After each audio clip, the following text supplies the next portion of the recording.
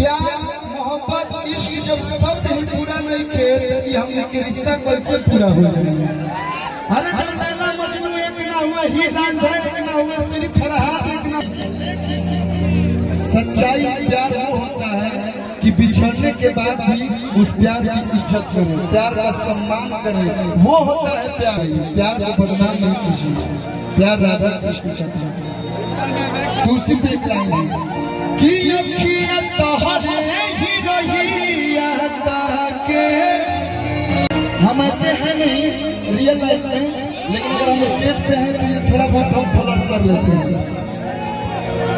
Major आएगा major. Anupama जी हमारे साथ ये गाना बहुत ज्यादा गाता है। ये ज्यादा ये गाना जरूर होता है, लेकिन अभी मैं गाऊंगा। अखियां तोहरे ही रहिया ताके।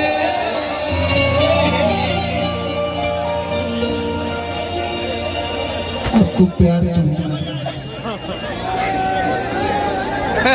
प्यार है आपको।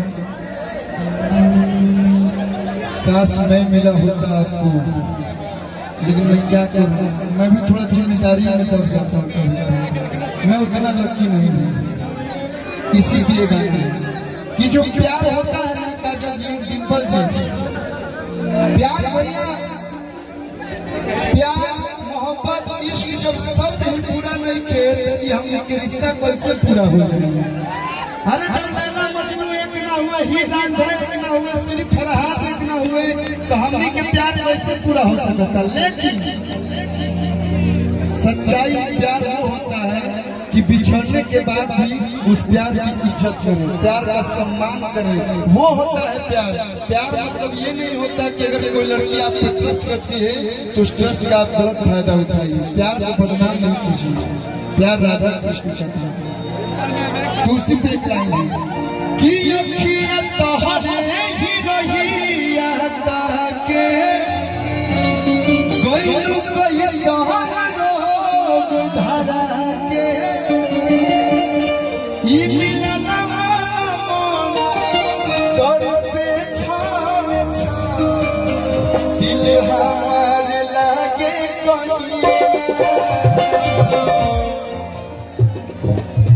ओ सखी रे। डिंपल जी दिए तो मैं रोज गाता हूँ, आज का साथ मिलेगा ओ सखी रे।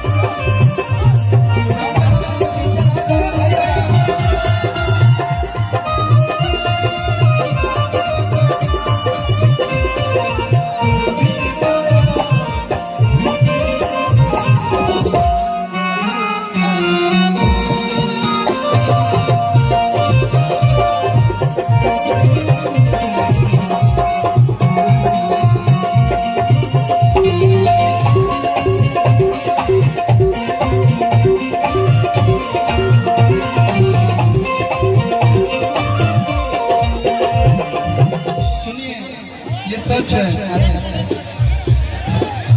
जिंदगी लागे जन्नत जैसन, जिंदगी लागे जन्नत जैसन रहलू जब पास हो बबी से जुड़ा भरल बैठना